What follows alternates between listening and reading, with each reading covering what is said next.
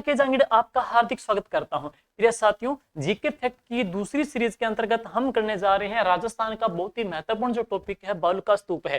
प्रिय साथियों, इन टॉपिक्स के अंतर्गत आगामी जो एग्जाम है, चाहे वो सीईटी का हो, चाहे थर्ड ग्रेड का हो, चाहे सेकंड ग्रेड का हो, चाहे फर्स्ट ग्रेड का हो, उन एग्जाम के अंतर्गत हम उन टॉपिक्स को पहले तवज्जो दे रहे हैं जो एग्जाम में आने लायक बहुत ही महत्वपूर्ण टॉपिक है।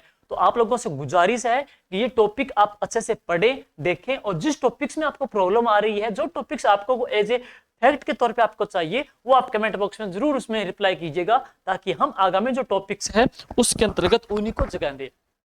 और अगली जो इसके अलावा बात करते हैं, आगामी जो टॉपिक्स है उसका नोटिफिकेशन आप लोगों को मिलता रहे। साथियों, छोटी सी आपसे रिक्वेस्ट है कि आपका जो यूट्यूब जो चैनल है इसका बेल आइकन बटन दबा दीजिएगा। आपका जो यूट्यूब जो चैनल है अपना, इसको सब्सक्राइब कर दीजिएगा, ताकि आपका जो हमारा जो नोटिफिकेशन है सबसे पहले आपके पास उपलब्ध हो सके हैं। तो चलिए शुरुआत करते हैं। देखिए दोस्तों, बालू का जो स्तूप टॉपिक है हम बात करते हैं इस टॉपिक्स के अंतर्गत। आज का हमारा जो टॉपिक है, इस टॉपिक के अंतर्गत राजस्थान के प्रमुख बालू का स्तूप है, उनकी आकृति कैसी है, बालू का स्तूप है छोटा है बड़ा है, उनकी विशेषता है, वो कहाँ बनते हैं, ये सारी जो विशेषताएं आप इस वीडियो के माध्यम से जानेंगे और साथ में उनके फोटो के माध्यम से है। तो चलिए शुरुआत करते हैं दोस्तों। हम बात करेंगे जैसे कि जो थार का मरुस्थल है, आपका जो थार का जो मरुस्थल है साथियों, कंसेप्ट के अंतर्गत हम पढ़ते ही हैं कि थार का मरुस्थल है विशेष तौर पे ये दो भागों में डिवाइड है। दो भाग कौन कौन से?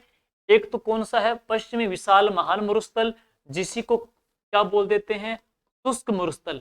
और एक दूसरा कौन सा है, राजस्थान का बांगड़ प्रदेश, या उसको क्या कहते हैं, अर्ध शुष्क मरुस्थल है।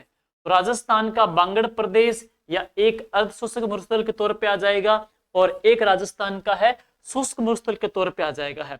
दूसरी बात, इस थार के मरुस्थल को शुष्क और अर्ध शुष्क में, या यूं कहें पश्चिमी विशाल महान मरुस्थल और राजस्थान के बांगड़ प्रदेश में दो भागों में विभाजन करने का जो आधार है वो कितने सेंटीमीटर की रेखा है, वो है 25 सेंटीमीटर की है। तो इन दोनों को दो भागों में जो बांटती है वह कितने सेंटीमीटर की वर्षा रेखा है, वो है 25 सेंटीमीटर की है। इसको दो भागों में बांटने का जो आधार है वह पढ़ेंगे 25 सेंटीमीटर की वर्षा रेखा इस थार के मरुस्थल को दो भागों में डिवाइड करती है। अब आगे नेक्स्ट है, नेक्स्ट लेंगे कि इस थार का मरुस्थल में हमको बालू का स्तूप ही पढ़ने हैं। तो राजस्थान का इस शुष्क मरुस्थलीय प्रदेश है, इसको बांटा गया है दो भागों के अंतर्गत है। एक तो कौन सा, बालू का स्तूप युक्त, बालू का स्तूप युक्त, और दूसरा जो पढ़ते हैं वह कौन सा है, बालू का स्तूप मुक्त। हम आज इन्हीं की चर्चा करेंगे। दूसरा है बालू का स्तूप मुक्त, एक बालू का स्तूप युक्त आ जाएगा है।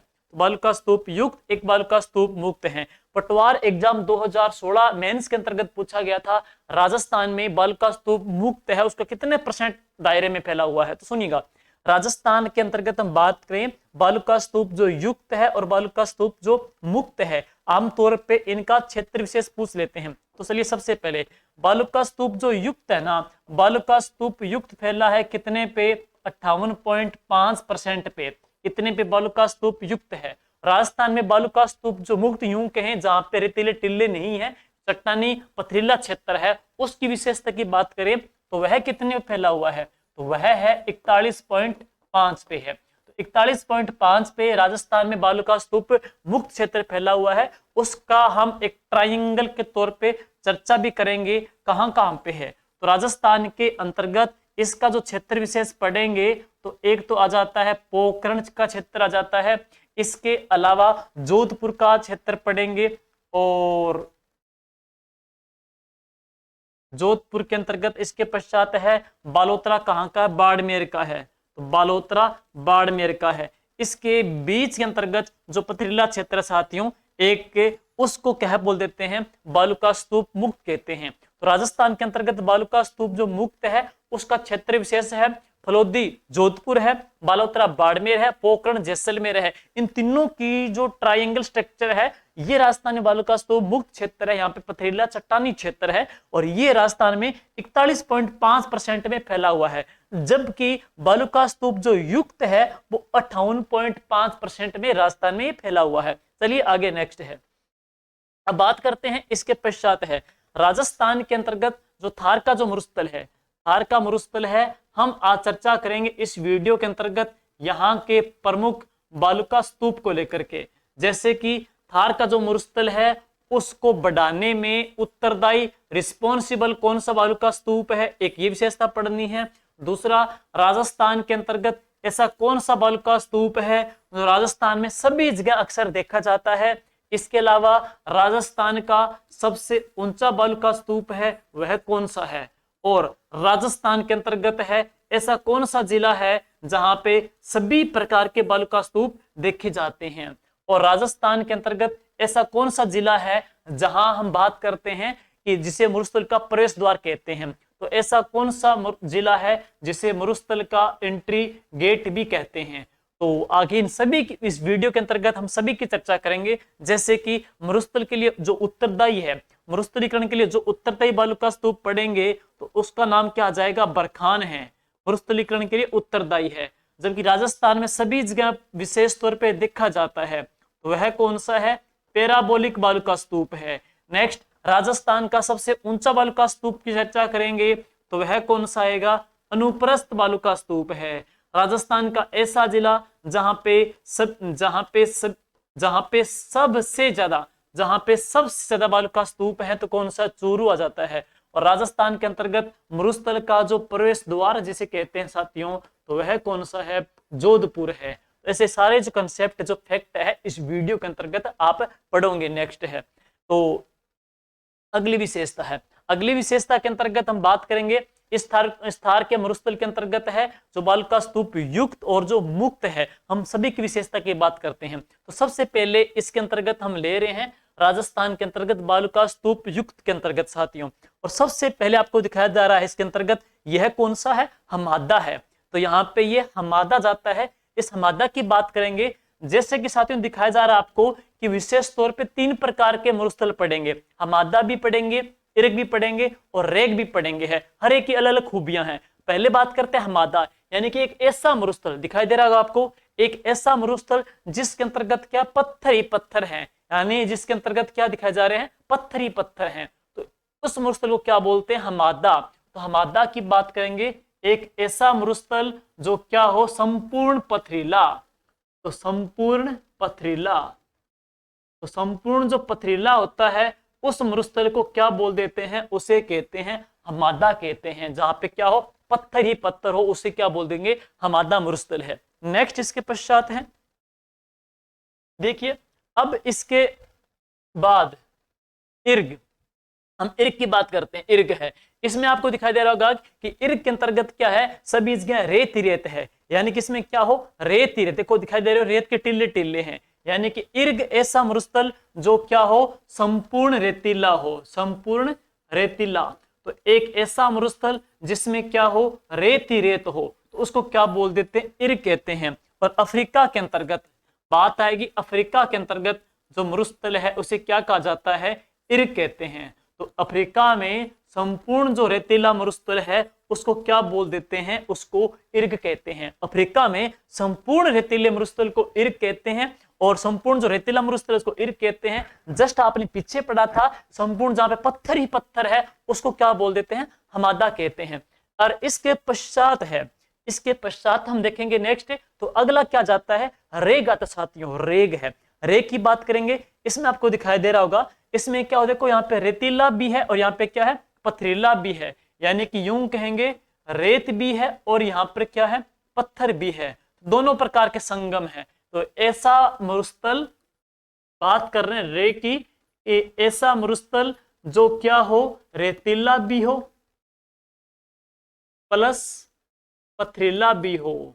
तो एक ऐसा मरुस्थल जहां पे रेत भी हो पत्थर भी हो, तो उस मरुस्थल को क्या बोल देते हैं, रे कहते हैं। यानी कि तीनों प्रकार के मरुस्थल है, जहां पे रेत भी है पत्थर भी है, उसको क्या बोल देते हैं, रे कहते हैं। 3 प्रकार के हो गए, हमादा में संपूर्ण पथरीला है, और इसके पश्चात आपने पढ़ा इर्ग के अंतर्गत रेत है, और रेग के अंतर्गत क्या है, रेत भी है और पत्थर भी, इसको क्या बोल देते हैं, रे कहते हैं। और राजस्थान के अंतर्गत हम बात करेंगे राजस्थान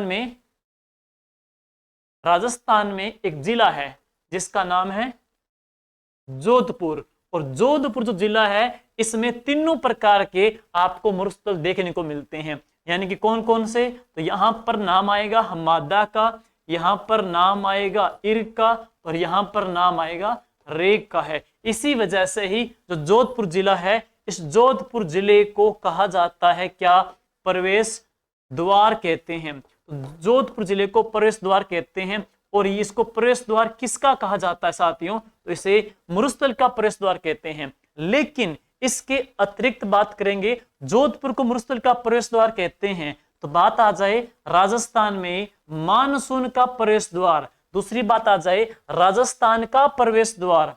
तो एक तो है राजस्थान का प्रवेश द्वार, तो राजस्थान का जो प्रवेश द्वार है साथियों, तो वह कौन सा है, भरतपुर है। और मानसून का जो प्रवेश द्वार जिसे कहते हैं, तो वह कौन सा है, बांसवाड़ा है। और मरुस्थल का जो प्रवेश द्वार साथियों, तो इसे कहते कौन सा, जोधपुर जिला है। क्योंकि जोधपुर जिले के अंतर्गत हमादा मरुस्थल भी है, जोधपुर के अंतर्गत इर्ग मरुस्थल भी है, जोधपुर के अंतर्गत रेग मरुस्थल भी है। तीनों प्रकार के मरुस्थल जोधपुर के अंतर्गत देखे जाते हैं। इस वजह से इसको मरुस्थल का प्रवेश द्वार कहते हैं। मानसून का प्रवेश द्वार किसे कहते हैं, बांसवाड़ा को, क्योंकि बांसवाड़ा से अरब सागरीय मानसून आता है और बांसवाड़ा से ही जाता है।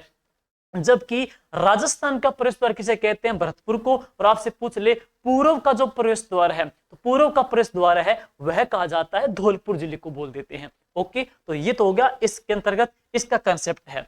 इसके पश्चात एक चीज यहाँ पे और आई थी, सुनिएगा। हम बात करें साथियों मगरा को लेकर के। सबसे पहले देखिए, आप लोगों ने पढ़ लिया राजस्थान के अंतर्गत है जो हमादा पथरीला मरुस्थल है, बालू का स्तूप मुक्त 41.5 है। उसका आपको एरिया बताया था कितना, बालोतरा बाड़मेर फलोदी जोधपुर पोखरण है। तो ये क्षेत्र आ गया राजस्थान में बालू का स्तूप मुक्त कितने परसेंट पे, 41.5 पे है। ये क्या पथरीला क्षेत्र है जिसको क्या बोल देते साथियों, हमादा कहते हैं। और यहाँ पे सीज जिले भी है, सीज देखो एक नाम आ रहा है यहाँ पे, सीज भी है, एक वर्ड यहाँ पे आया है सीज, ध्यान दीजिएगा, SEEZ बोले तो solar energy enterprises zone, solar energy enterprises zone, solar energy enterprises, spelling गलत हो सकती है, इंटरप्राइजेज। नेक्स्ट है zone, solar energy enterprises zone. यानी कि राजस्थान के साथियों ऐसे जिले हैं जैसलमेर, जोधपुर, बाड़मेर जहां पे सर्वाधिक सौर ऊर्जा उत्पादित होती है। इसी वजह से इसको सौर ऊर्जा का उत्पादित क्षेत्र भी कहते हैं। इन्हीं जिलों के अंतर्गत साथियों हैं। दूसरी विशेषता हम बात करेंगे, ये बालू का स्तूप मुक्त क्षेत्र है जहां पे बालू का स्तूप नहीं है, इसलिए यहाँ पे जो चट्टाने हैं, यहाँ वो किस प्रकार के चट्टाने हैं, तो यहाँ पर है अवसादी चट्टाने साथियों। तो यहाँ से यहाँ पर अवसादी चट्टाने हैं और इन्हीं अवसादी चट्टानों से जो खनिज प्राप्त होते हैं, जो ईंधन प्राप्त होते हैं, तो वह कौन से हैं, जीवाश्म ईंधन है। तो इन्हीं क्षेत्र से राजस्थान में सबसे ज्यादा जीवाश्म ईंधन है, पेट्रोलियम है, कोयला है, तेल भंडार है, प्राकृतिक गैस है। इनके ज्यादा भंडार कहां से प्राप्त होते हैं, इन्हीं क्षेत्र विशेष से प्राप्त होते हैं, क्योंकि यहाँ पे अवसादी चट्टानों की प्रधानता है और अवसादी चट्टाने हैं, वहां पे जीवाश्म ईंधन पाए जाते हैं। और यहीं पे ही कोयले की बात करेंगे साथियों, तो इसी क्षेत्र के अंतर्गत है लिग्नाइट कोयला है। तो यहाँ पर लिग्नाइट कोयले की प्रधानता है। तो यहाँ पर लिग्नाइट जो कोयला है जुरेसिक काल का, उसकी प्रधानता भी यहाँ पर है। यहाँ पे जीवाश्म ईंधन ही प्राप्त होते हैं। इसी सी क्षेत्र के अंतर्गत क्या है, सी क्षेत्र के अंतर्गत हम बात करेंगे सर्वाधिक सौर ऊर्जा का उत्पादन भी होता है। और साथियों अब बात करते हैं अरावली से जो अलग हुई पहाड़ियां हैं, अरावली से जो पहाड़ियां अलग होती है, सुनिएगा। तो अरावली से जो पहाड़ियां अलग होती है उनकी बात करें मगरा को लेकर के। यहाँ पे एक नाम आ रहा है मगरा, देखिए मगरा की बात करते हैं। एक नाम हमने पढ़ा था यहाँ पे, कौन सा, मगरा है, मगरा। देखिए साथियों बात करते हैं थार का जो मरुस्थल है, थार का जो मरुस्थल है, थार का मरुस्थल है। और इसके इस प्रकार हम बात करते हैं अरावली है, तो यहाँ पे इस प्रकार है अरावली। और अरावली से जो अलग हो रही है पहाड़ियां, अरावली से अलग होने वाली अवशिष्ट पहाड़ियां, उनको क्या बोल देते हैं? मगरा। तो अरावली से जो अलग हुई है अवशिष्ट पहाड़ियां, जैसे वर्तमान के अंतर्गत वो एक अवशेष का प्रकार आ रही है, वो कौन सी कहलाई? अवशिष्ट पहाड़ियां क्या कहलाई? मगरा कहलाई है। तो अरावली की जो अवशिष्ट जो पहाड़ियां हैं उन पहाड़ियों को क्या बोल देते हैं? उनको मगरा कहते हैं। लेकिन ध्यान रहे, राजस्थान के अंतर्गत एक बात आती है मगरा को लेकर के कि मगरा किसकी नस्ल है? तो इसका राइट आंसर आएगा भेड़। मगरा है साथियों भेड़ की नस्ल है, और इस भेड़ की नस्ल को कहा जाता है क्या? इसे कहते हैं बीकानेर की चोखला। इसे बीकानेर की चोखला भी बोल देते हैं। मगरा है वो भेड़ की नस्ल है। इसके जो अतिरिक्त है, मैं बात करूंगा दूसरा, college lecturer assistant professor exam में पूछा गया था कि राजस्थान में मगरा विकास कार्यक्रम है, तो राजस्थान के अंतर्गत एक प्रश्न बनेगा मगरा विकास कार्यक्रम। तो राजस्थान में मगरा विकास कार्यक्रम कब चलाया गया? 2005 और 6 के अंतर्गत है। और इस कार्यक्रम की शुरुआत राजस्थान के कितने जिलों में की गई थी साथियों? तो 5 जिलों के अंतर्गत यह कार्यक्रम राजस्थान के 5 जिलों के अंतर्गत चलाया गया। जो कौन कौन से हैं देखिए, बात करेंगे उनको लेकर के, तो नाम आएगा पाली, अजमेर, भीलवाड़ा। पाली है, अजमेर है, भीलवाड़ा है, राजसमंद है, और कौन सा है? चित्तौड़गढ़ है। तो राजस्थान के अंतर्गत ये मगरा जो विकास कार्यक्रम है इसकी शुरुआत कब हुई थी? 2005-6 के अंतर्गत राजस्थान के कितने जिलों में चलाया जा रहा है साथियों? राजस्थान के यह 5 जिलों के अंतर्गत चलाया जा रहा है। दूसरी विशेषता, मगरा किसकी नस्ल है साथियों? तो मगरा है वो भेड़ की नस्ल है। राजस्थान के अंतर्गत बात करते हैं मगरा, अरावली की जो अवशेष पहाड़ियां हैं उनको क्या बोल देते हैं? मगरा कहते हैं। एक बात आती है मगरा प्राचीन नाम, तो मगरा एक प्राचीन नाम है, वह कहां से कहां तक का? तो राजस्थान के अंतर्गत यूं करेंगे पोखरण, पोखरण से लेकर के बालोतरा, पोखरण से लेकर के बालोतरा तक का जो क्षेत्र है इस क्षेत्र को पहले क्या बोलते थे? मगरा कहते थे। तो पोखरण से लेकर के बालोतरा तक का क्षेत्र है, पोखरण से लेकर के बालोतरा तक का क्षेत्र है, इस क्षेत्र को क्या कहा जाता है? प्राचीन नाम के तौर पे मगरा है। जबकि पोखरण से लेकर बालोतरा तक का मगरा है, और बालोतरा से लेकर के सांचूर तक का जो क्षेत्र है उसको नेहड़ कहा जाता है। तो पोखरण से लेकर बालोतरा से लेकर सांचूर तक के क्षेत्र को नेहड़ कहते हैं। लेकिन बात करें पोखरण से लेकर बालोतरा तक के क्षेत्र को क्या बोला जाता है? मगरा बोल देते हैं। ध्यान दीजिएगा, मगरा किसकी नस्ल है? भेड़ की नस्ल है। और मगरा अरावली की अवशिष्ट पहाड़ियों को कहते हैं। मगरा विकास कार्यक्रम कब चलाया गया? 2005-6 में चलाया गया था। राजस्थान के अंतर्गत कितने जिलों में चल रहा है? ये 5 जिलों में है। राजसमंद भी है, चित्तौड़गढ़ भी है, अजमेर भी है, पाली भी है, और अजमेर इसमें भीलवाड़ा भी है। ये 5 जिले इसके अंतर्गत आ जाते हैं। अब देखिए नेक्स्ट, इसके बाद इर्ग भी पढ़ लिया आपने। संपूर्ण जो रेतीला उसको क्या बोल देते साथियों? इर्ग कहते हैं। अफ्रीका का जो मरुस्थल है उसको क्या बोल देते हैं? इर्ग कहते हैं। इसके पश्चात है रेग, हमने ले लिया है, जिसमें तीनों प्रकार के मरुस्थल उसको क्या बोलते हैं? रेग कहते हैं। अब देखिएगा, अब अपने बात कर रहे हैं किसकी? बरखान की। अब अपने बात कर रहे हैं किसकी? बरखान की है।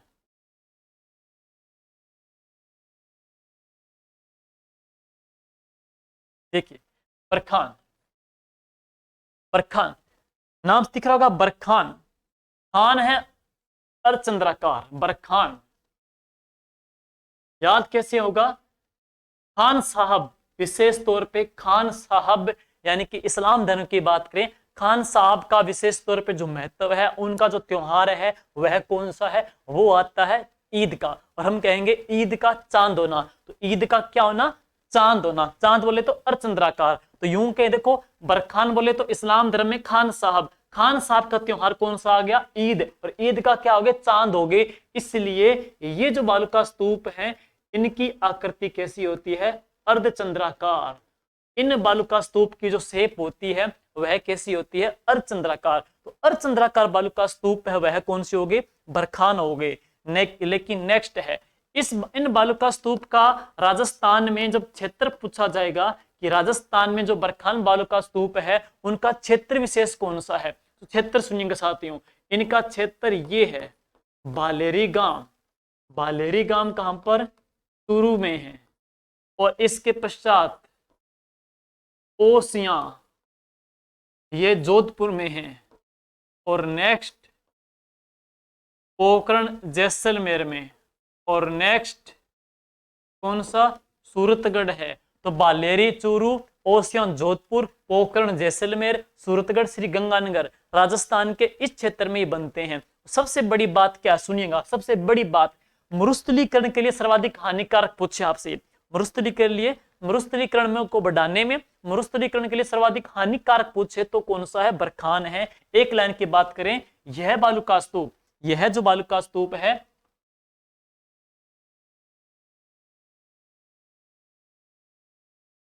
मरुस्थलीकरण हेतु क्या है, उत्तरदायी। यह बालूका स्तूप मरुस्थलीकरण के लिए क्या है, उत्तरदायी है। तो मरुस्थलीकरण के लिए जो उत्तरदायी पड़ते हैं तो वह कौन सा है, barchan. That's important, very very important है। मरुस्थलीकरण के लिए उत्तरदायी बरखान। ऑप्शन में वो पक्का दरियन देगा, मुझे पता है, इसे दरियन नहीं करना। दरियन गतिशील बालूका स्तूप, लेकिन नोट्स हम बात करेंगे उत्तरदायी नहीं है मरुस्थलीकरण के लिए। तो मरुस्थलीकरण के लिए जो उत्तरदायी की बात करेंगे तो बरखान है। बरखान बोले तो अर्धचंद्राकार है। राजस्थान के अंतर्गत इन क्षेत्र विशेष में यह बालूका स्तूप देखने को मिलते हैं। आगे चलते हैं, नेक्स्ट है, नेक्स्ट देखिएगा। नेक्स्ट बात करते हैं पैराबोलिक। देखिए साथियों, पैराबोलिक, इसको परवलिक बालूका स्तूप भी कहते हैं, पैराबोलिक परवलिक है। साथियों इनकी जो शेप होती है, बालों की जो हेयर पिन होती है उन जैसी, जो हेयर पिन है उन जैसी इनकी शेप होती है। तो इनकी बात करेंगे,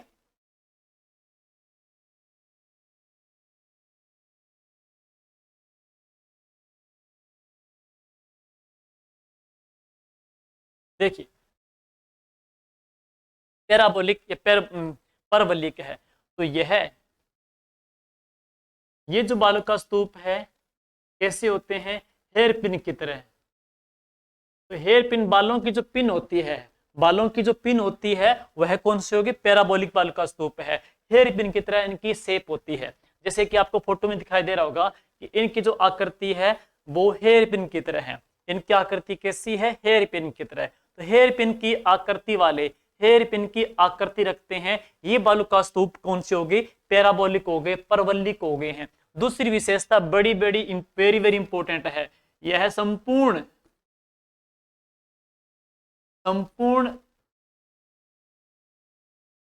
थार में पाए जाते हैं। वेरी वेरी इंपॉर्टेंट है।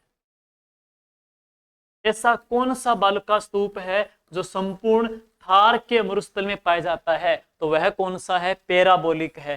पैराबोलिक बालूका स्तूप संपूर्ण थार के मरुस्थल में पाए जाते हैं। सिंपल तरीका मैं बता दूं याद करने का, देखो पैराबोलिक पिन पैराबोलिक पिन और हेयर पिन वैसे तो है नहीं कि गंगानगर वाले लगाते हैं कि बीकानेर वाले लगाते हैं, संपूर्ण सारे लगाते हैं। पैराबोलिक सारे ही लगाते हैं, हेयर पिन सारे लगाते हैं। इसलिए हेयर पिन वाले बालूका स्तूप राजस्थान में सभी जगह यानी कि संपूर्ण थार के मरुस्थल में पाए जाते हैं। जैसे बरखान खान साहब अर्धचंद्राकार है, उसी प्रकार से हेयर पिन संपूर्ण राजस्थान, संपूर्ण भारत भर में लगाए जाते हैं। इसलिए हेयर पिन संपूर्ण थार के मरुस्थल में पाए जाते हैं। बस ये हिंट आपको याद करनी है। शेप कैसी होगी इनकी, हेयर पिन की तरह है। नेक्स्ट अब देखिएगा, दरियन है, वेरी वेरी इंपॉर्टेंट। देखो साथियों यहां पे एक नाम आ गया दरियन, एक आएगा रेगिस्तान का मार्च। सुनिएगा, एक नाम मिलेगा आपको रेगिस्तान का मार्च। रेगिस्तान का मार्च सुनिए,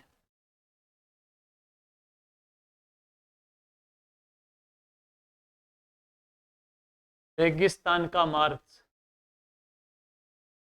और एक वर्ड मिलेगा कौन सा, दरियन। दोनों में डिफरेंस। ठीक है साथियों, मार्च से शुरुआत हो जाती है, मार्च से लेकर के है, थार का जो मरुस्थल है वो आगे बढ़ता रहता है, गति करता रहता है, तो उसको क्या बोलते हैं, रेगिस्तान का मार्च है, मरुस्थल का प्रसार। तो रेगिस्तान का मार्च का मतलब क्या है, मरुस्थल का प्रसार, मरुस्थल का प्रसार होना, मरुस्थल का आगे बढ़ना ही कहलाता है रेगिस्तान का मार्च। और इसके लिए राजस्थान का सबसे चर्चित जो गांव है तो वह कौन सा है, नाचना गांव है। और ये नाचना गांव कहां पड़ता है, जैसलमेर के अंतर्गत। राजस्थान का ऐसा जिला जहां पे रेगिस्तान का मार्च सबसे ज्यादा है तो कहां पे है, नाचना गांव के अंतर्गत। और ये नाचना गांव कहां पे साथियों, जैसलमेर में है। धरयन, देखो कोई भी चीज है, जैसे हम चीज उठा करके आगे धर देते हैं, कहते हैं ना कि आगे धरना, आगे बढ़ना, यानी कि ऐसे बालुका स्तूप जो आगे गति करते हैं, आगे चलते रहते हैं, आगे बढ़ते रहते हैं, तो बस वो कौन से हो गए, धरयन है। धरयन जो बालुका स्तूप हैं वो कौन से होते हैं, गतिशील। गतिशील भी कह सकते हो, इनकी लैंग्वेज दूसरी भी यूज कर सकते हो, यानी कि ये होते हैं स्थान चेंज करने वाले, स्थानांतरित है। तो ऐसे बालुका स्तूप जो आगे तरबतर बढ़ते रहते हैं, गति करते रहते हैं, तो उनको क्या बोलते हैं, गतिशील भी कहते हैं, उनको क्या बोलते हैं, स्थानांतरित भी कहते हैं। अब अगली विशेषता, राजस्थान के अंतर्गत जब बात करते हैं धरयन जो बालुका स्तूप है उनका क्षेत्र विशेष है, कौन कौन से जिलों के अंतर्गत है। तो राजस्थान के अंतर्गत धरयन बालुका स्तूप देखेंगे आप तो यहां पे है पोखरण है, मोहनगढ़ है, और कहां पर, बीकानेर में है।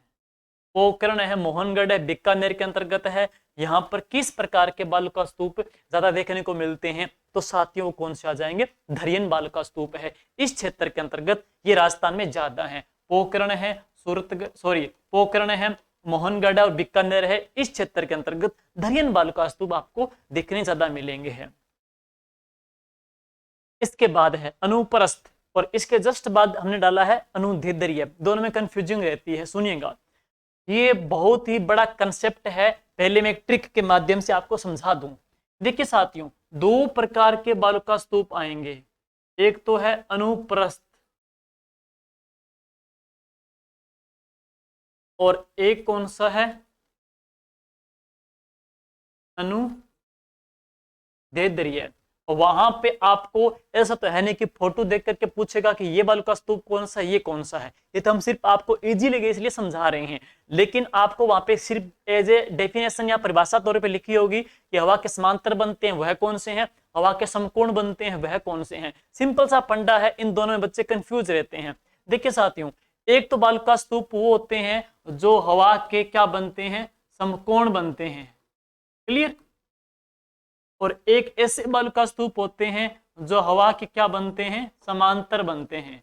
तो हवा के समांतर बनने वाले बालुका स्तूप, हवा के समकोण बनने वाले बालुका स्तूप, दोनों का नाम अक्सर कंफ्यूज करता है। तो एक ट्रिक पढ़ेंगे, मुझे उम्मीद है कि इस ट्रिक को करने के बाद लाइफ में कभी भी इन दोनों के कंफ्यूजिंग आपके माइंड में नहीं रहेगी।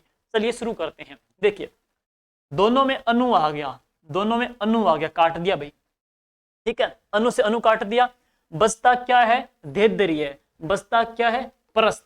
अब देखो प्रस्थ, तो पै के पैर में र आ गया, पै के पैर में र आ गया, और इस र से हम देखेंगे तो कितने डिग्री कोण बनेगा, 90 डिग्री का। समझ गए, जैसे ये पै है अनुप्रस्थ में पै, तो पै बना दिया तो कितने डिग्री कोण बन गया, 90 डिग्री का, बोले तो समकोण बन गया। तो अनुपै में समकोण वाला, यानी कि अनुप्रस्थ कौन से होते हैं, हवा के समकोण हैं। तो अनुप्रस्थ ऐसे बालुका स्तूप जो हवा के क्या बन गए, समकोण बन गए। बस, तो वह कौन से हो गए, अनुप्रस्थ। बच क्या गया, अनुदैर्ध्य। दैर्ध्य जो दीवार, दैर्ध्य दीवार साथियों हमेशा क्या होती है, पैरेलल समांतर होती है, बस याद हो ही जाएगा। तो अनुदैर्ध्य हवा के समांतर है, अनुप्रस्थ हवा के समकोण है। तो हवा के समकोण जो बालुका स्तूप बने हैं, हवा के समकोण बालुका स्तूप बने हैं, वह कौन से हैं, अनुप्रस्थ हैं। अब अगली विशेषता, राजस्थान के अंतर्गत, दोनों का कंफ्यूजिंग तो आपने पढ़ ही लिया, लेकिन राजस्थान के अंतर्गत अनुप्रस्थ जो बालुका स्तूप है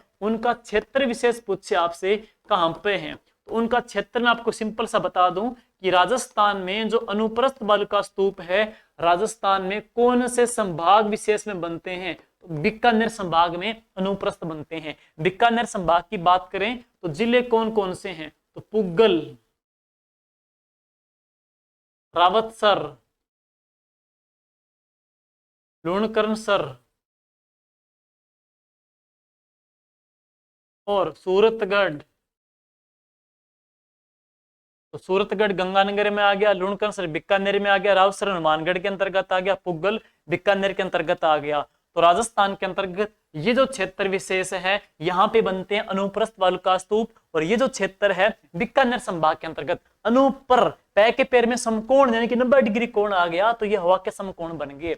इसके जस्ट बाद हम देखेंगे, अगला देखिएगा तो अनुदैर्ध्य, तो हवा के समांतर, देखिए साथ ही हवा चल रही है, हवा चल रही है और हवा के समांतर बन गए, हवा चल रही है, हवा के समांतर जो बालुका स्तूप बने हैं वह कौन से हो गए, अनुदैर्ध्य।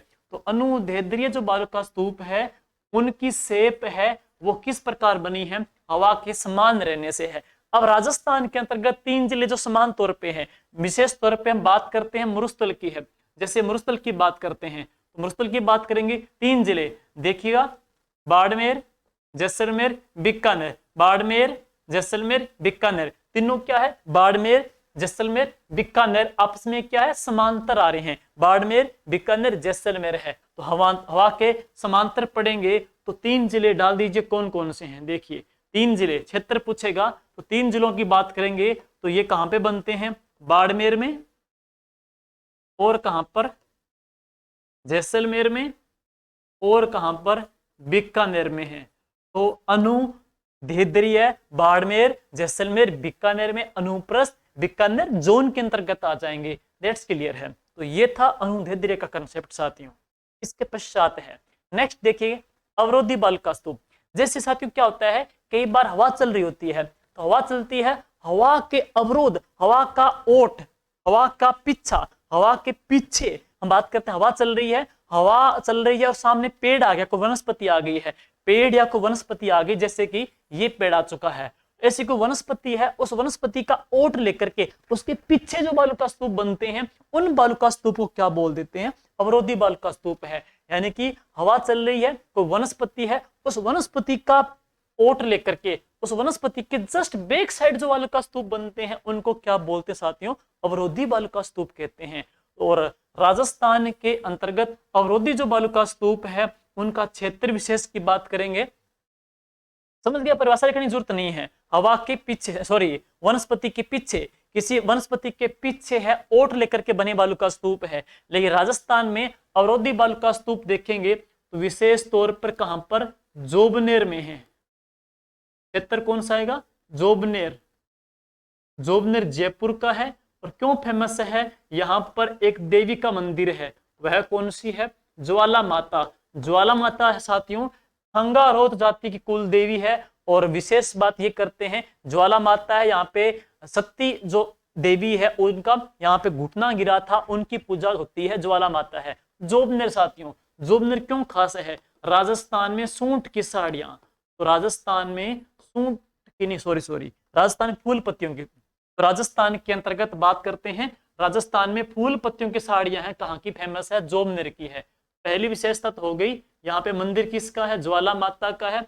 दूसरी है राजस्थान में फूल पत्तियां, राजस्थान में यहाँ की फूल पत्तियों की साड़ियां हैं, राजस्थान में फूल पत्तियों की साड़ियां हैं जोबनेर की। सूंठ सवाई माधोपुर की, चंदन की साड़ी नाथद्वारा की, जैनब की साड़ी कोटा की, दिगोत साड़ी कोटा की है, जरीदार साड़ी जैसलमेर की है, बंदेज की साड़ी जोधपुर की है, और बात करते हैं फूल पत्तियों की साड़ियां हैं वह कहाँ की है, जोबनेर जयपुर की प्रसिद्ध है। ओके, नेक्स्ट इसके पश्चात है, इसके बाद हम बात करते हैं, एक क्षेत्र तो जोबनेर जयपुर आ गया, और इसके बाद में दूसरा जो क्षेत्र है वह है नाग पहाड़ी, और तीसरा जो पढ़ते हैं नाग पहाड़ी के बाद में तो नेक्स्ट है कौन सा, पुष्कर है। तो पुष्कर, नाग पहाड़ी और जोबनेर ये क्षेत्र है किनका है, अवरोधी बालुका स्तूपों का है। नाग पहाड़ी अजमेर में है, पुष्कर अजमेर के अंतर्गत है, जोबनेर कहां पर है, जयपुर के अंतर्गत है, यहाँ पे बनते हैं अवरोधी बालुका स्तूप है।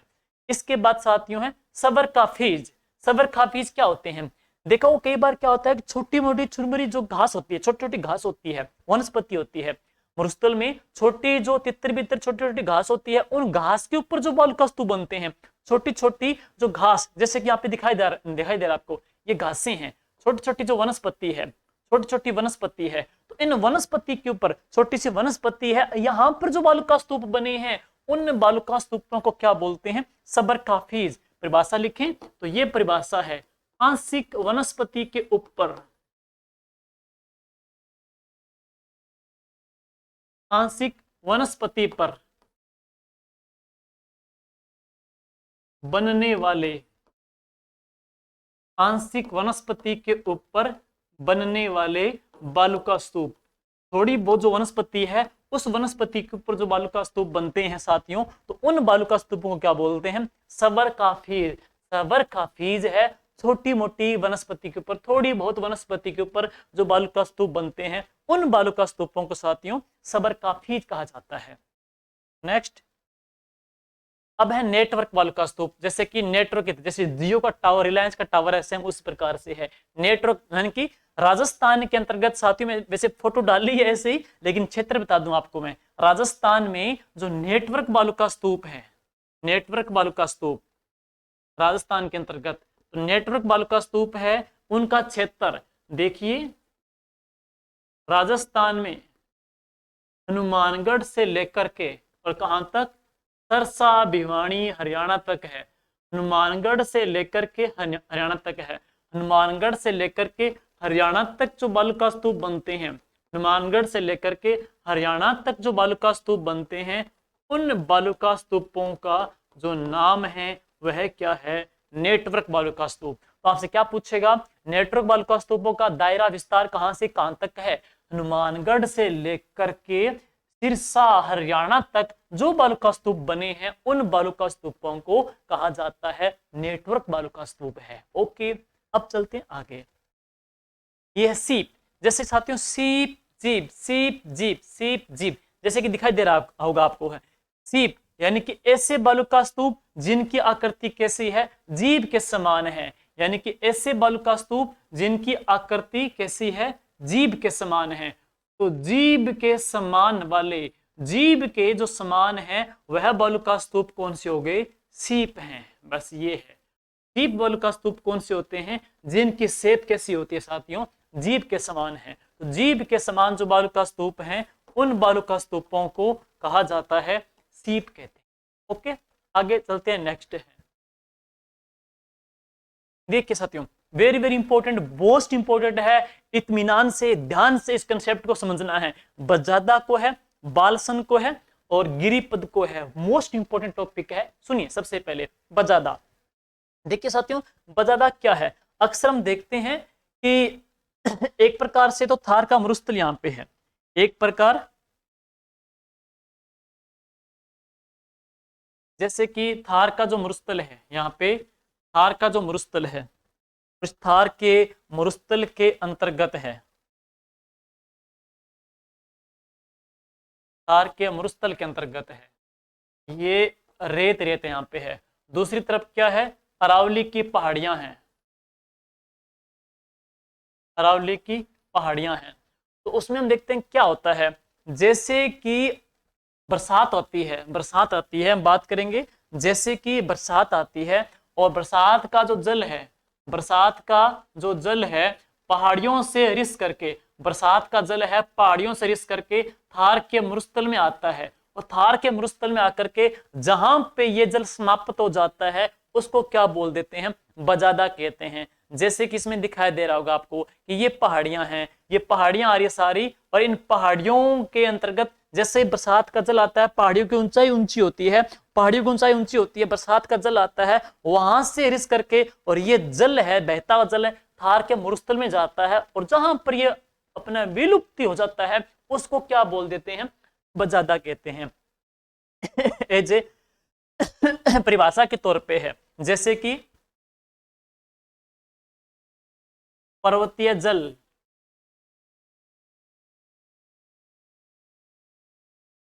पर्वतीय जल मरुस्थल में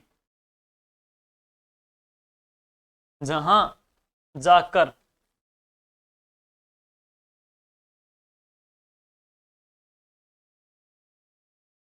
विलोपित होता है उसे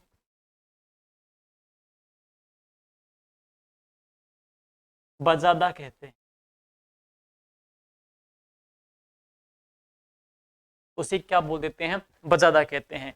यानी कि पर्वतों का जल, बरसात आई है, पर्वतों की ऊंचाई ऊंची है और मरुस्थल क्या है? थार नीचे है, जैसे महज 200 से 300 मीटर है, और अरावली की बात करें, अरावली की समुद्र तल से एवरेज ऊंचाई है 930 मीटर है। तो जैसे बरसात आई, बरसात का जल पर्वतों से बहता हुआ इधर थार के मरुस्थल में आता है, तल गहराई क्यों आएगा, यहाँ पे आता है तो मरुस्थल में वहां पे रेतीली बलुई मिट्टी है, वहां जाकर के बरसात का जल जहां जाकर के एंड हो जाता है, उसको क्या बोलते थे साथियों, उसे कहते हैं बज्जादा कहते हैं। पर्वतों का जल मरुस्थल में जहां जाकर के समाप्त हो गया उसे तो बोल देंगे बज्जादा कहते हैं। और इसके पश्चात है, इसके पश्चात हम चलते हैं नेक्स्ट आगे है, गिरिपद है। यहाँ पे स्ट्रक्चर बनाई नहीं है, सुनिएगा गिरिपद के बारे में साथियों। ये जो गिरिपद है इसको पिंडमांट भी कहा जाता है। गिरिपद को क्या बोल देते हैं, पिंडमांट। पिंडमांट का मैदान बनास में बना हुआ, बनास बेसिन में बना हुआ है। विशेष तौर पे क्या होता है साथियों, जैसे कि बात करते हैं थार का जो मरुस्थल है, ये थार का मरुस्थल है, ठीक। यहाँ पे थार क्या मरुस्थल है, संपूर्ण क्या है, रेत ही रेत है। थार का मरुस्थल है संपूर्ण रेत ही रेत है। और इस तरफ बात करते हैं क्या है, अरावली की चोटियां हैं, यहाँ पे है सारी अरावली की पहाड़ियां हैं।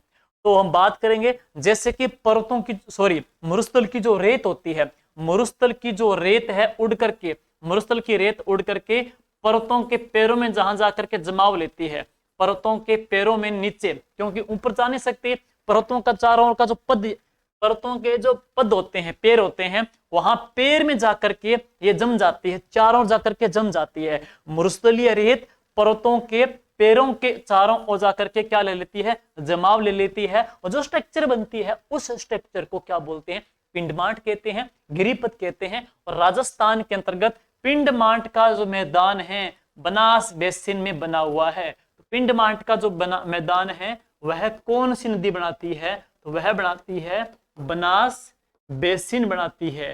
कहां पे, राजस्थान में पिंडमांट का जो मैदान, राजस्थान में पिंडमांट का जो मैदान है देवगढ़ राजसमंद क्षेत्र विशेष में है।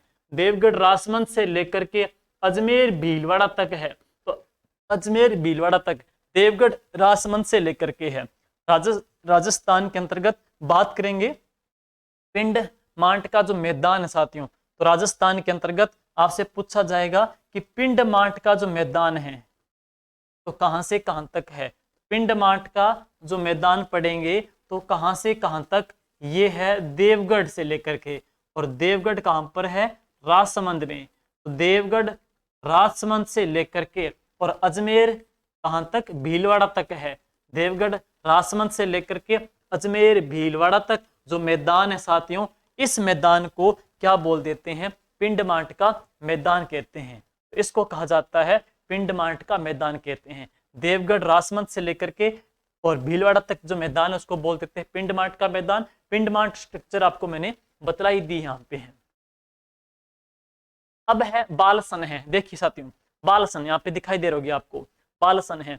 बालसन जिले किस प्रकार की है, देखिए साथियों थार का जो मरुस्थल है उसके अंतर्गत मैंने पढ़ा था बालू का स्तूप युक्त भी है, बालू का स्तूप मुक्त है। बालू का स्तूप मुक्त यानी कि जहां पे क्या है, चट्टानें पथरीली है, उन पथरीली चट्टानों के अंतर्गत है जो झीलें बनती है, वो स्थायी झीलें बनती है। जैसे कि इस स्ट्रक्चर के अंतर्गत, जैसे कि आपको दिखाई दे रहा होगा यहाँ पे पत्थर ही पत्थर हैं, सारे पत्थर ही पत्थर हैं, और यहाँ पर जो झील बनी है वह जो झील है एक प्रकार की स्थायी झीलें हैं। जबकि रेत है, रेत है, रेत के मध्य में जो तली होती है वहां पे बरसात का जल आने से जो झीलें बनती है वो टेम्परेरी हो जाती है, क्योंकि वहां पे रेत है, रेत में 2, 4, 5 दिन के बाद जल सूख जाता है तो वो अस्थायी झीलें हो गई।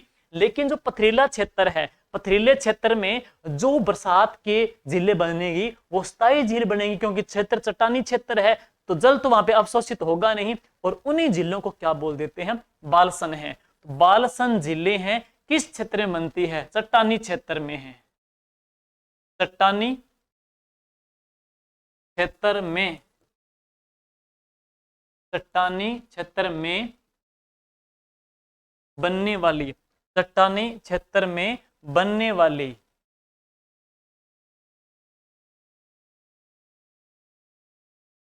स्थायी झीलें, चट्टानी क्षेत्र में बनने वाली जो स्थायी झीलें हैं उन स्थायी झीलों को क्या बोल देते हैं, बालसन कहते हैं।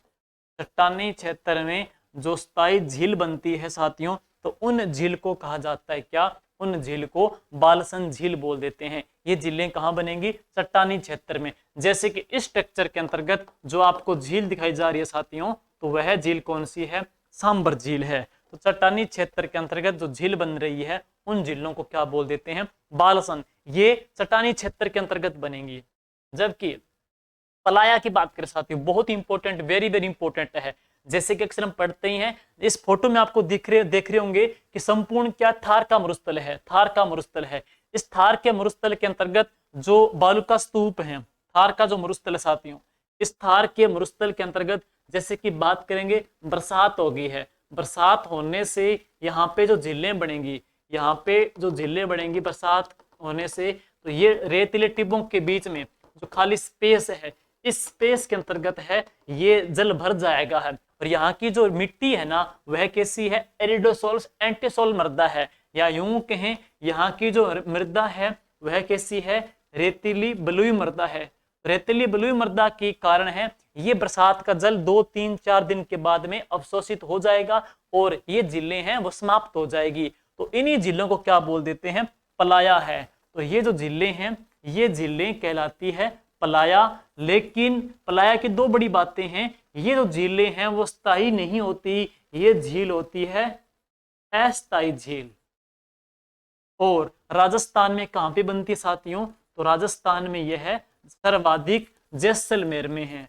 तो राजस्थान में सबसे ज्यादा पलाया झील साथियों कहां बनती है, जैसलमेर क्षेत्र में है। और राजस्थान के अंतर्गत ये जो झीलें हैं वो अस्थायी झील का प्रकार है।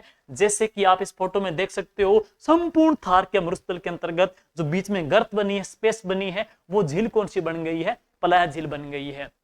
और अगली विशेषता है, जैसे कि बात करते हैं पलाया झील है, ये पलाया झील हमने पढ़ा, वो पलाया झील पढ़ा, पलाया झील है। यहां पे बरसात का जल सूखने के बाद, बरसात का जल सूखने के बाद नीचे जो भूमि यहाँ की लवणीय मृदा है, मृदा क्या यहाँ की लवणीय मृदा है, बरसात का जल सूखने के बाद में इसके ऊपर जो दलदली नमकीन जो परत आती है, जो इसके ऊपर एक लेयर आती है, उसी को ही क्या बोलते हैं साथियों, उसको रन कहते हैं, या उसको क्या बोल देते हैं, टाट कहते हैं। रन या टाट है, नमकीन कह सकते हो, दलदली, नमकीन,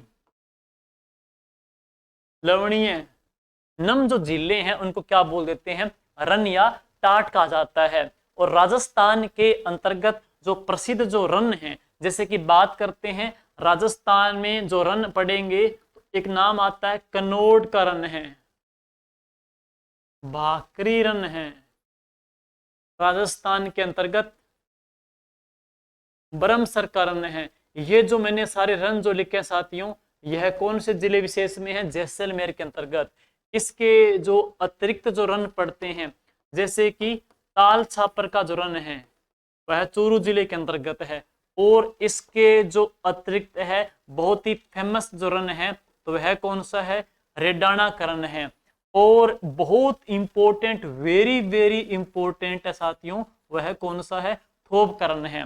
तो रेडाना और थोब दोनों के जो दोनों रन है साथियों, तो यह कौन से जिले के अंतर्गत, बाड़मेर में है। रेडाना करण बाड़मेर में है, थोप करण बाड़मेर के अंतर्गत, ताल छापर चूरू में है, कनौड़ है, बाकरी है, बरमसर है, जैसलमेर के अंतर्गत। यानी कि पलाया झील सूखने के बाद में जो लेयर आती है, हम दलदली है, नमकीन भूमि की मृदा की लवणता को पा करके जो एक प्रकार की लेयर बिछ आती है, उसी को क्या बोल देते हैं, रन या टाट कहते हैं।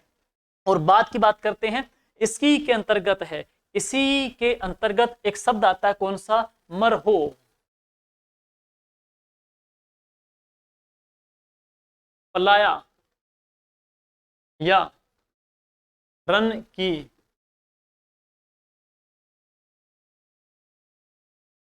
उपजाऊ मिट्टी क्या कहलाती है, मरहो। यानी कि जो पलाया जो रन है वहां की जो मृदा है वो उपजाऊ मृदा है, उस मृदा को क्या बोलते थे साथियों, उस मृदा को मरहो कहते हैं। आगे इसके बाद में जैसे ये मैंने यहाँ पे लिखा है रेडाना है, इस से गलत आ गया, ये रेडाना, रेडाना है। देख साथियों ये जो रेडाना है, ये बहुत बड़ा सीन दिखाई दे रहा है आपको, गोवा का सीन लग रहा होगा, ये बाड़मेर का है, बहुत ही फेमस है, नेट के ऊपर देख सकते हो। रेडाना साथियों बहुत ही फेमस ये क्या है, रन है, और ये कौन से जिले के अंतर्गत है, ये है बाड़मेर में है। इस रेडाना को कहा जाता है राजस्थान का गोवा। तो राजस्थान का जो गोवा कहते हैं साथियों, तो वह किसे बोल देते हैं, रेडाना को कहते हैं। रेडाना का जो रन है वो कहां पे, बाड़मेर में है, और इसे राजस्थान का गोवा कहा जाता है। बहुत ही बड़ा इंपॉर्टेंट है। इसके पश्चात है, आगे चलते हैं, देखिए बावड़ी है।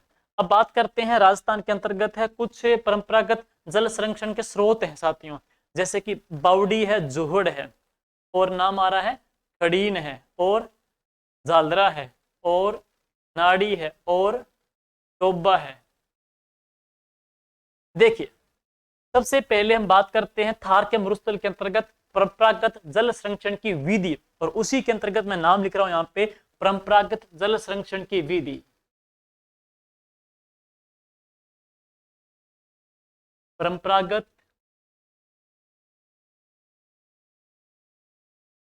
जल संरक्षण की विधियां, यानी कि जल संरक्षण की ऐसी विधि जो हमारी पुरखों पीढ़ियों से चलती आ रही है, जिसके अंतर्गत रेन वाटर हार्वेस्टिंग का जो टेक्निक है वो पहले की चली आ रही है। उसी के अंतर्गत बरसात के जल को इकट्ठा किया जाता है, और उसी के अंतर्गत एक शब्द आएगा साथियों, सबसे पहले आता है आगोर।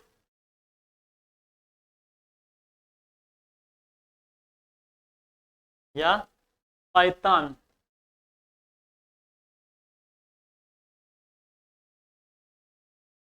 दूसरा मदार। तीसरा पालर। सबसे पहले आगोर या पायतान का मतलब क्या है, चारों ओर से दबाना होता है, मिट्टी का चढ़ाना होता है, यानी कि जहां पे बरसात का जल इकट्ठा कर रहे हैं, जिस डैम में, जिस बांध का या जोड़ा बना करके उसके चारों ओर है जल का ओवरफ्लो न हो, चारों ओर जल न निकले, इसलिए चारों ओर से उसकी जो बाउंड्री होती है उसको क्या मिट्टी से दबा देते हैं, उसको क्या बोल देते हैं, आगोर या पायतान है। तो आगोर या पायतान का मतलब क्या है, मिट्टी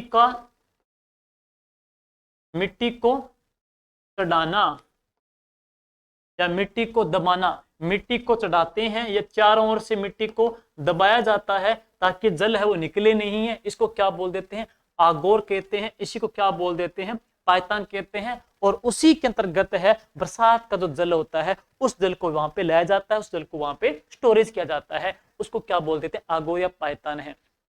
लेकिन जैसे कि ये आगोर या पायतान हो गया है, और यहां तक क्या है, कोई जल है लाया जाता है, जल लाने के लिए जो नाली या जो खाला टाइप बना होता है, एक नाली बनी होती है जिसमें क्या है, बरसात का जल यहाँ पे लाया जाता है। तो यहां तक लाने के लिए जो टेक्निक बनाई जाती है साथियों, उस टेक्निक को क्या बोल देते हैं, मदार कहते हैं। उसे को क्या कहा जाता है, मदार कहते हैं।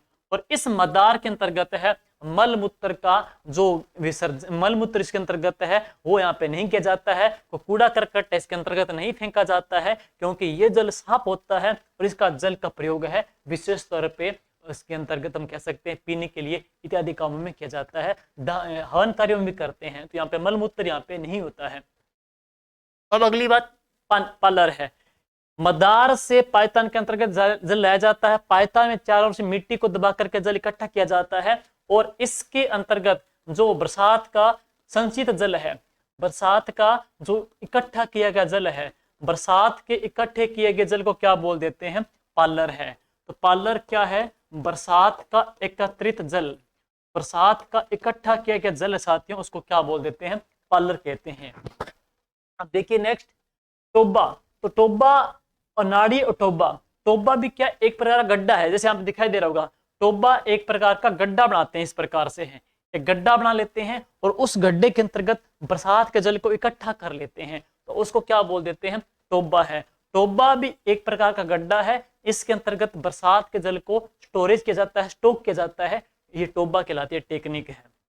और नाड़ी, देखिएगा नाड़ी भी एक प्रकार का बरसात के जल को परंपरागत रूप से स्टोक करने की एक टेक्निक है। इसमें भी क्या है, जल को इकट्ठा करते हैं, जैसे कि इस फोटो के अंतर्गत दिखाई दे रहा होगा आपको कि एक प्रकार का जोड़ा या गड्ढा बना हुआ है, और इस गड्ढे के अंतर्गत है बरसात के जल को इकट्ठा करते हैं। लेकिन राजस्थान के अंतर्गत सबसे पहले, राजस्थान में सबसे पहले नाड़ी निर्माण का जो उल्लेख है 1520 में, सबसे पहले 1520 में नाड़ी का जो निर्माण करवाया था तो वह किसने करवाया था? राव जोधा ने है। 1520 के अंतर्गत सबसे पहले नाड़ी का निर्माण किसने कराया? राव जोधा ने है। और राजस्थान में नाड़ियां सबसे जो ज्यादा है बरसात के जल को स्टॉक करने की, तो सर्वाधिक कौन से जिले विशेष में है? तो वह आ जाती है जोधपुर जिले में है। राजस्थान में सर्वाधिक कहां पर है? जोधपुर जिले के अंतर्गत है। सबसे पहले नाड़ी का निर्माण किसने कराया? राव जोधा ने करवाया था। वह कब करवाया था? 1520 ईस्वी के अंतर्गत ये है। तो ये किसकी टेक्निक आ गई? नाड़ी की है। इसके पश्चात है, अब चलते हैं झालरा साथियों। झालरा भी एक बरसात के जल को इकट्ठा करने की टेक्निक है। इसमें बरसात के जल को इकट्ठा किया जाता है और इस झालरे के जल का प्रयोग, झालरे के जल का जो प्रयोग है धार्मिक या हवन कार्यों में किया जाता है। हवन कार्यों में किया जाता है। इस फोटो में दिखाया जा रहा है, यह है तूर जी का झालरा, जोधपुर का है। फोटो वाला दिखाई देगा वह तो है तूर जी का झालरा। और यह कौन से जिले विशेष में है? जोधपुर के अंतर्गत। राजस्थान के अंतर्गत कुछ फेमस झालरे हैं, जैसे कि नाम है इब्राहिम का झालरा, गोल झालरा, बड़ा झालरा। इब्राहिम का झालरा है, गोल झालरा है, बड़ा झालरा है, नाना झालरा। ये सारे के सारे जो झालरे हैं ये कौन से दुर्ग में हैं? तो ये तारागढ़ दुर्ग में साथियों। ये अजमेर के कौन से दुर्ग में बने हुए हैं? तारागढ़ दुर्ग में बने हुए हैं। इब्राहिम, गोल झालरा, बड़ा झालरा, नाना झालरा है। झालरा है मतलब बरसात के जल का प्रयोग जो इकट्ठा करेंगे और उस जल का प्रयोग किस पर्पज से, किस प्रयोजन से किया जाता है? धार्मिक हवन कार्यक्रम, पूजा पाठ में इस जल का प्रयोग किया जाता है। वह टेक्निक है, वह कहलाती है झालरा है। और खड़ीन है, मोस्ट इंपोर्टेंट है। और इसके बाद एक और बचता है आपका शायद जोहड़ है। खड़ीन सुन लीजिए साथियों। देखिए साथियों, बात करेंगे खड़ीन की क्या है। जैसे कि ढाल वाली भूमि है, यहाँ पे दिखाई दे रहा आपको, ढाल वाली भूमि है। ये ढाल वाली भूमि है, बरसात का जल आता है, इस ढाल से जस्ट जल नीचे बहता है। तो नीचे बहते जल को स्टॉक करने के लिए ढाल के अपोजिट साइड के अंतर्गत है एक मिट्टी की बांध या मिट्टी की दीवार बना देते हैं और उस दीवार के अंतर्गत है बरसात का जल इकट्ठा हो जाता है। जैसे कि बात होती है, जैसे कि बात करते हैं कि ढाल है, तो ढाल से बरसात का जल रिस रहा है। इस रिस रहे जल को इकट्ठा करने के लिए यहाँ पे मिट्टी की बांध बना देंगे और इस मिट्टी के बांध से बरसात का जल यहाँ पे इकट्ठा हो जाएगा। तो ये जो टेक्निक है, ये जो टेक्निक है वह क्या कहलाएगी साथियों? इसको बोल देते हैं खड़ीन कहते हैं। और राजस्थान के अंतर्गत बात करें, ये जो खड़ीन है, खड़ीन का जो प्रयोग कब अस्तित्व में हुआ? तो 15वीं सदी में। 15वीं सदी में इसका खड़ीन का जो आविष्कार है साथियों, 15वीं सदी में खड़ीन का आविष्कार है वह किन्होंने किया था? एक जाति विशेष के द्वारा है, तो पालीवाल ब्राह्मणों के द्वारा है। तो पालीवाल ब्राह्मणों ने इसका प्रयोग किया। और राजस्थान में खड़ीन सबसे ज्यादा कौन से जिले में है? तो यह जैसलमेर में प्रचलित है। तो जैसलमेर में जल संरक्षण की एक ऐसी टेक्निक जिसका प्रयोग कब हुआ था? आविष्कार कब हुआ था? 15वीं शताब्दी में। और कौन से विशेष जाति के द्वारा? तो पालीवाल ब्राह्मणों के द्वारा। कौन से जिले के अंतर्गत? जैसलमेर में है। ढाल वाली भूमि के जस्ट अपोजिट साइड में मिट्टी का पाल, मिट्टी का बांध बना करके उसमें जल को इकट्ठा कर देते हैं। उसको क्या बोल देते हैं? उसको खड़ीन कहते हैं साथियों। बस ये था। अब क्या जोहड़ है? तो शेखावाटी क्षेत्र में जो कुएं हैं साथियों, शेखावाटी क्षेत्र में कुओं को क्या बोल देते हैं? जोहड़ कहते हैं। सिंपल सी बात है। तो शेखावाटी क्षेत्र में कुओं को जोहड़ कहते हैं। ढूंढाड़ क्षेत्र में कुओं को बेरा बोल देते हैं, बेरा बोलते हैं। ढूंढाड़ में कुओं को बेरा कहते हैं, शेखावाटी क्षेत्र में कुओं को क्या बोल देते हैं? जोहड़ कहते हैं। बस यही थी।